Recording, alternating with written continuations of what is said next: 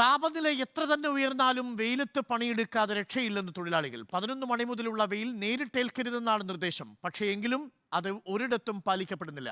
കുടുംബം പോറ്റാൻ വേണ്ടിയാണ് ഈ കടുത്ത ചൂടിലെ സഹനം. ഇപ്പോൾ ചൂട് 36 ഡിഗ്രിയാണ്. രാവിലെ 11 മണി മുതലുള്ള വെയിൽ നേരിട്ടേൽക്കരുതെന്ന് സർക്കാർ നിർദ്ദേശമുണ്ടെങ്കിലും ഈ കൂലിപ്പണിക്കാരുടെ കാര്യത്തിൽ ഇതൊന്നും നടപ്പാകില്ല. കാരണം വൈകിട്ട് 5 മണിയാകുമ്പോൾ കൂലി കിട്ടണമെങ്കിൽ ഈ വെയിലും കൊണ്ടേ മതിയാകൂ. നിർദ്ദേശങ്ങൾ പാലിക്കാൻ ഉള്ളതാണെങ്കിലും സാഹചര്യം അനുവദിക്കില്ലെന്നാണ് തൊഴിലാളികൾ പറയുന്നത്. വെയിലത്ത് എല്ലുമുറിയെ പണിയെടുത്താലേ വീട്ടിലെ അടുപ്പ് പോകുകയൂ. 5:30 വരെ നേരെ കൂലി അത്രേ ഉള്ളൂ.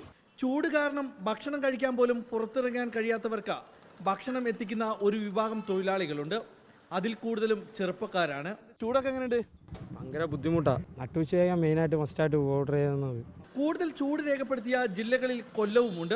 ജനജീവിതത്തെ ബാധിക്കും വിധമാണ് ഇപ്പോഴത്തെ ചുട്ടുപൊള്ളുന്ന കാലാവസ്ഥ. വഴിയോര കച്ചവടക്കാർക്കും കൂലിപ്പണിക്കാർക്കും ഈ ചൂട് ജീവിതത്തിൽ ഇരുൾ വീഴ്ത്തുകയാണ്. ശക്തമായ ചൂടാണ്.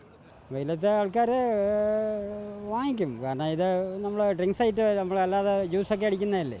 കഴിഞ്ഞ വർഷം 40 ഡിഗ്രിയോട് അടുത്തിരുന്നു ചൂട്. ഈ വർഷം ഓരോ ദിവസം പിന്നിടുമ്പോഴും ചൂട് കൂടി വരികയാണ്.